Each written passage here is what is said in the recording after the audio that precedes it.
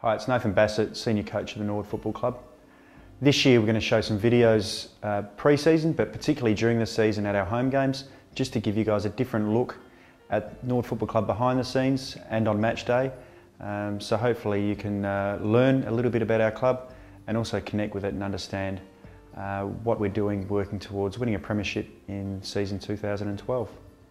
The weights room we consider a really important room in our footy club, but it's also one of the most dangerous, potentially dangerous rooms that any club has. For our own players, we thought it'd be useful to make some educational videos to show correct technique, and we thought while we did that we could also share with our supporters some of the work we do during the off-season and working into season 2012. G'day Norwood fans, I'm Nathan Batsanis and this is Jared Kasha. G'day guys, how are we? Today we're going to run you through a few exercises that we as footballers have been doing through the pre-season.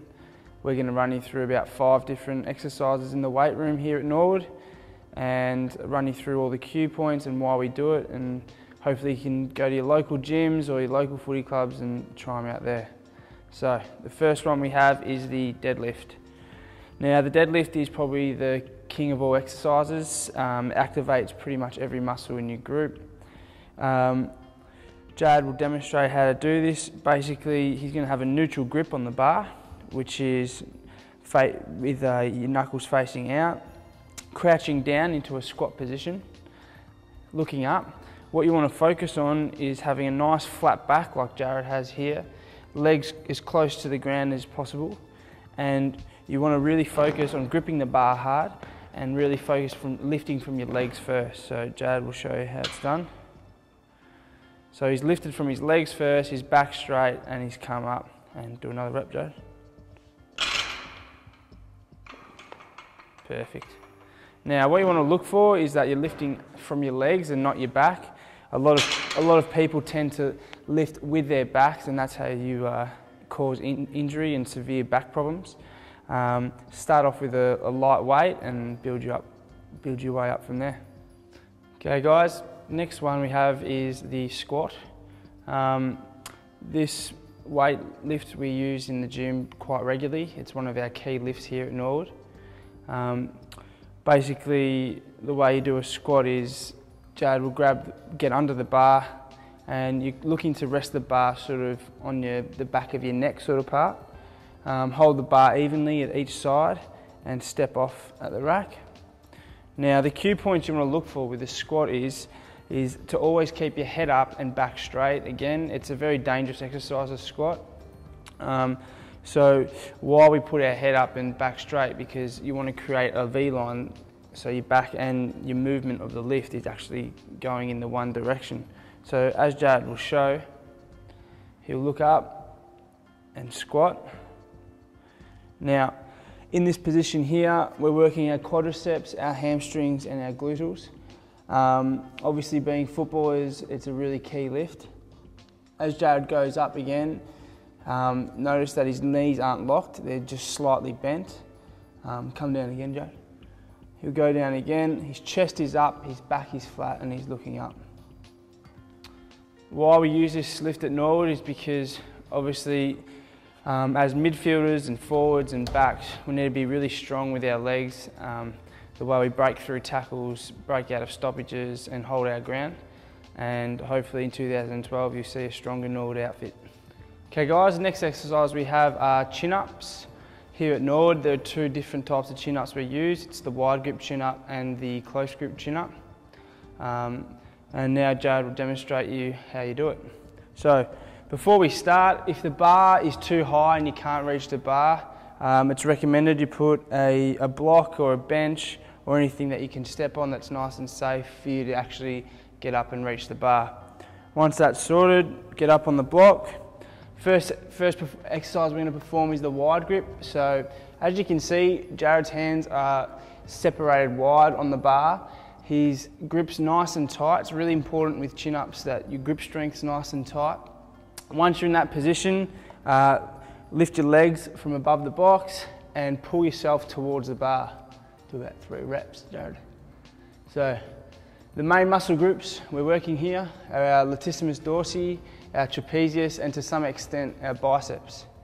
The reason we do chin-ups at Norwood is just for upper body strength, so that when backs and forwards, especially in the contest, they can develop some strength using the chin-up bar to nudge opponents and get that 10-metre breakaway for us midfielders to deliver them the ball. The other chin-up that we use here at Norwood, as I said previously, is the close grip chin-up. The only difference with this is the actual placement of your hands. Again, Jared will get up on the crate.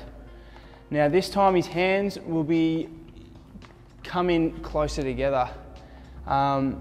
This one is also working different major muscle groups. We're more concentrating on the trapezius and mid-range of the back.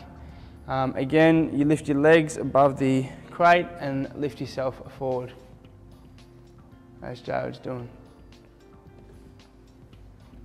Now, the reason why we use different variations of chin-ups is to obviously get stronger in different positions and different components of our muscle groups. So the wide grip concentrating on your wider stance, your latissimus dorsi, and the close grip chin-ups concentrating on your trapezius and mid-range back.